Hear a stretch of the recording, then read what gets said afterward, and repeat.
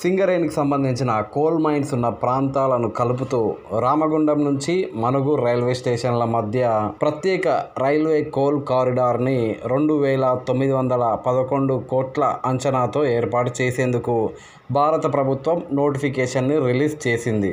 నా అంచనా ప్రకారం రామగుండం, మంథని, భూపాలపల్లి, మేడారం, తాడ్వాయి, మనుగూరు వరకు ఈ కొత్త లైన్ వెళ్తోంది. ఈ కొత్త రైల్వే లైన్ పొడవు సుమారు 207 కిలోమీటర్లు.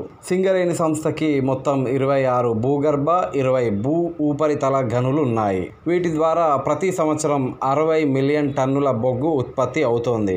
ఈ బొగ్గుని రవాణా చేయాలంటే కాజీపేట మీదుగా రవాణా చేస్తున్నారు. అయితే ఈ రామగుండం మనుగూరు రైల్వే లైన్ పూర్తి అయితే 142 కిలోమీటర్ల భారం తగ్గుతుంది. అలాగే సింగరేణి సంస్థకి ఖర్చు కూడా తగ్గుతుంది. అయితే ఈ మార్గం దట్టమైన అటవీ మార్గంలో ఉండడం వల్ల వన్యప్రాణులకు అలాగే అడవికి హాని జరుగుతుందని, ట్రైన్లో నుండి ప్యాసింజర్స్ వేసే చెత్త అడవిలో పడి అడవి అంతా ప్లాస్టిక్తో చెత్త చెదారం అవుతుందని కొందరు ప్రకృతి ప్రేమికులు ఆందోళన చెందుతున్నారు.